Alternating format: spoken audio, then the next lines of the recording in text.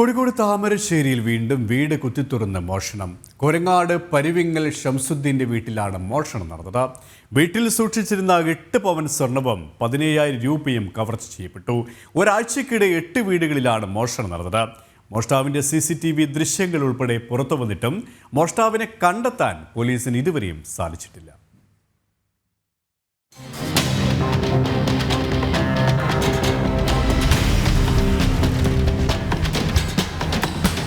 തോർത്തുപയോഗിച്ച മുഖം മറച്ച മുണ്ടും ഷർട്ടും ധരിച്ച മോഷ്ടാവിന്റെ CCTVയിൽ പതിഞ്ഞ ദൃശ്യങ്ങളാണിത്.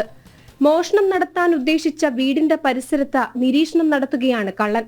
കഴിഞ്ഞ ഒരാഴ്ചയായി പോലീസിന്റെ തലവേദന സൃഷ്ടിക്കുന്ന പഠിച്ച കള്ളനാണിത്. പരുവിങ്ങൽ ഷംസുദ്ദീന്റെ വീട്ടിൽ നിന്ന് ഇന്നലെ മോഷണം പോയത് 8 പവൻ സ്വർണവും 17,000 രൂപയുമായിരുന്നു. ആളില്ലാത്ത വീടുകൾ കേന്ദ്രീകരിച്ചാണ് മോഷണം പതിവായി നടക്കുന്നത്. കൂട്ടിപ്പോണ വീടുകളിൽ അത് നോക്കിയിട്ടാണ് വരുന്നത്. അപ്പോൾ 5-8 വീടുകളിലെല്ലാം ഇപ്പം കുറേ മോഷണങ്ങൾ നടത്തി.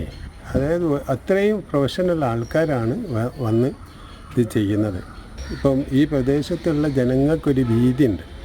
ഷംസുദ്ദീന്റെ വീട്ടിൽ നടന്നതുൾപ്പെടെ 8 വീടുകളിലും നിരവധി കടകളിലുമാണ് തുടർച്ചയായി മോഷണം നടന്നത്. പ്രദേശത്ത് ഡോഗ് സ്ക്വാഡും ഫോറൻസിക് സംഘവും പരിശോധന നടത്തിയെങ്കിലും മോഷ്ടാവിലേക്ക് എത്താനുള്ള തെളിവുകളൊന്നും ലഭിച്ചിരുന്നില്ല. മോഷണം പതിവായതോടെ ഭീതിയിലാണ് പ്രദേശവാസികൾ. പോലീസിന്റെ കൺമുന്നിൽ മോഷ്ടാവുണ്ടായിട്ടും പിടിക്കാൻ കഴിയാത്തതിൽ കടുത്ത അമർഷത്തിലാണ് പ്രദേശവാസികൾ.